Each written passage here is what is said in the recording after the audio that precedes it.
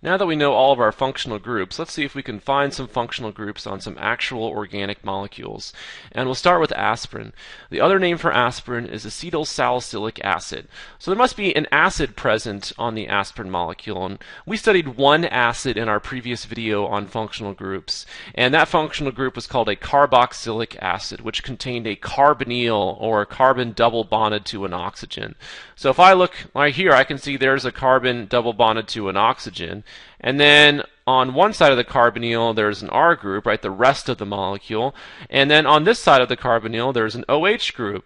And so that is a carboxylic acid. So that's our carboxylic acid functional group. If I look at this part of the molecule, I see that here's a carbonyl, and then here's an R group, and then there's an oxygen on the other side of the carbonyl. The difference of this one is on this side of the oxygen, right, it's connected to the rest of the molecule. There's no hydrogen here. So this is a carboxylic acid derivative. And the last video we saw that this carboxylic acid derivative is called an ester. I find this ring over here, right? So there's a ring present in my aspirin molecule as well. And we called this ring an aromatic ring in our last video. The other term for an aromatic ring, you'll see an arene sometime. So I attempted to explain where arene comes from in the last video, and I didn't do a very good job of it. So let's just go ahead and finish what I started in the last video. So you can see these are double bonds. So you might think, oh, those are alkenes. So you might say, oh, this is really an aromatic alkene. So the word arene comes from the fact that you can take the AR from aromatic and the ene from an alkene and get arene. So you can call this an aromatic ring or an arene ring. You don't refer to it as an alkene because it is a special functional group all on its own. So that takes care of the three functional groups found in the aspirin molecule. Let's do another example, a little bit more complicated. So this is amoxicillin, which is a derivative of penicillin. Penicillin has many derivatives, and they all function.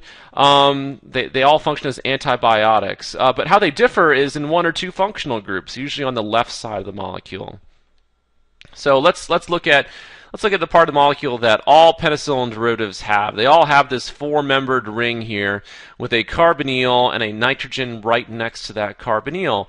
So a nitrogen next to a carbonyl we called an amide in our last video. So an amide is right here. Over here I see another carbonyl with an OH group on one side and an R group on the other side. So hopefully it's obvious that is a carboxylic acid functional group. Here we have a sulfur with an R group on either side. We call that a sulfide functional group. And I keep moving around my molecule. I get to this nitrogen here. It's very tempting to say that's an amine, but that nitrogen is right next door to a carbonyl. So this is actually an amide again. So there are two amides in this molecule.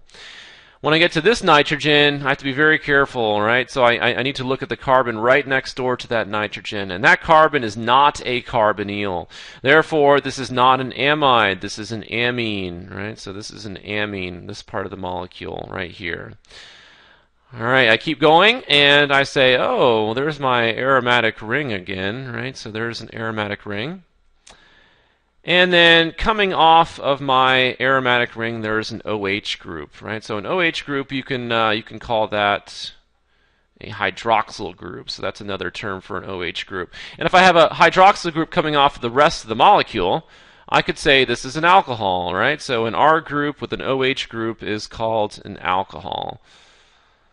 And this is a special type of alcohol because my OH group is coming off of an aromatic ring. So an aromatic ring plus an alcohol is a special type of alcohol called a phenol. And phenols are very common in nature. So that does it. We've taken care of all of the functional groups for amoxicillin.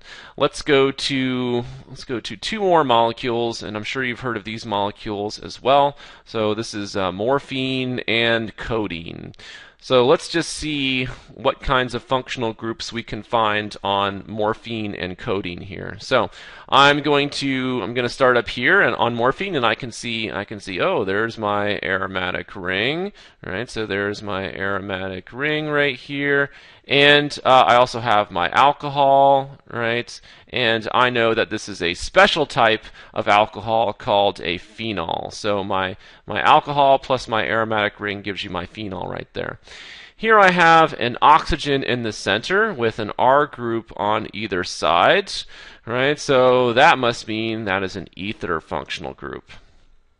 Over here I have an OH group attached to the rest of the molecule, so this is an alcohol functional group.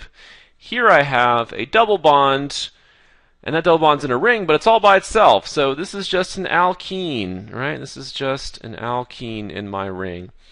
And then I finally go over here to this nitrogen, and I can see that this nitrogen is not attached to a carbonyl carbon, so this must be an amine.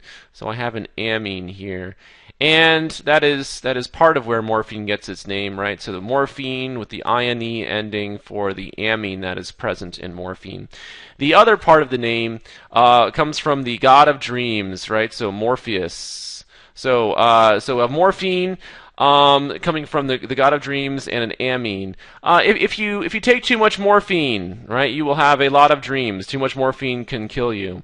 But morphine is an excellent painkiller, right? So after surgery, morphine is used a lot with patients after surgery to relieve their pain. Unfortunately, it is also a very addictive molecule, so patients can get addicted to morphine fairly quickly. So there are many morphine derivatives which have a similar pain-killing effect, and one of those derivatives is codeine.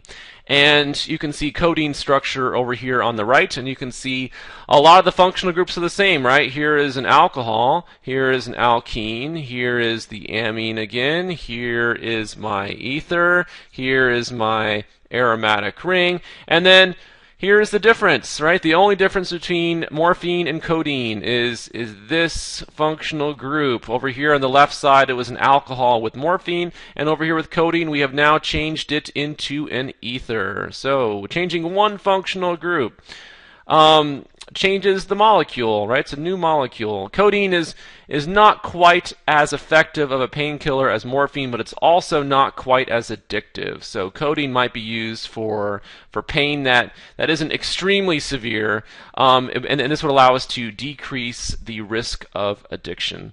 So we've studied a lot of molecules here, and we've found a lot of functional groups. For practice, you should find a lot of organic molecules and do just what we've done here: circle the functional groups.